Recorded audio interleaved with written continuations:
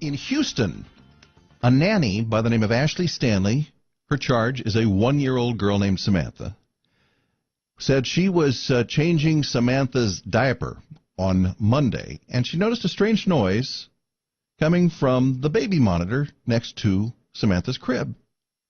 And then she heard a man's voice coming from the security camera in Samantha's bedroom, and before long the voice started talking to her, saying, "That's a cute baby," and "Wow, that's a poopy diaper." And she said, I was flabbergasted. They're watching me?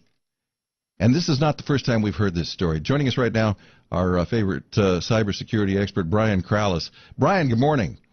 Good morning. Is there anything sacred left in this life? Really? I don't think so. And I don't, if this happened to me, I would immediately understand that this person is nowhere.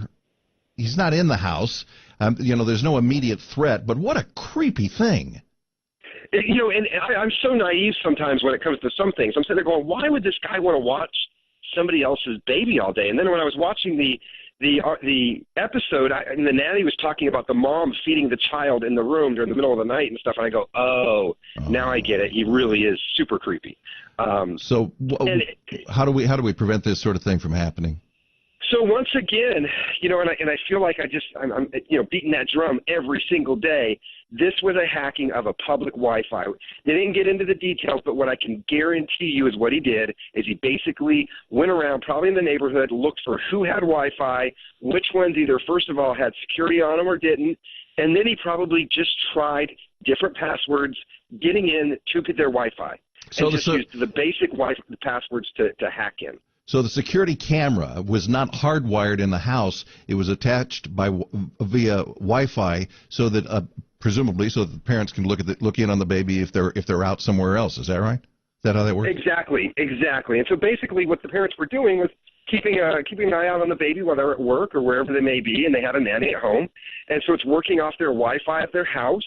And so basically what this person does is they go around the neighborhood, they look for, there's a lot of places that they don't even put security on their Wi-Fi, right? And then other people have a security code, but let's say they're using one of these super simple passwords. And so basically somebody just logs on to that home's Wi-Fi, and, we don't think about the ramifications of that. And so next thing you know, they have access to everything that's on that Wi-Fi system, and that's how this type of thing takes place. Now, you're not talking about the Wi-Fi's network address, right? You're talking about the security code that you would use with software to actually access the camera.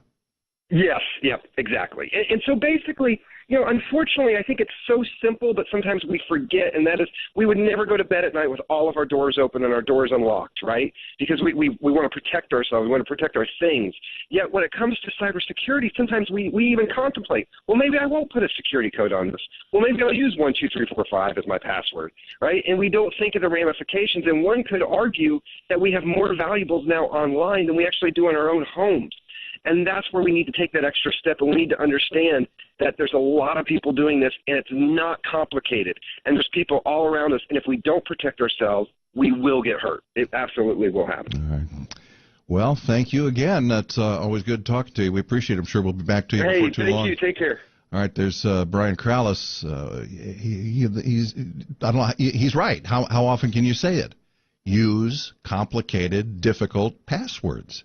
And you just have to figure out a way to remember it or find a way to keep it. And I say again, use a password vault. They're very easy and they are very tough.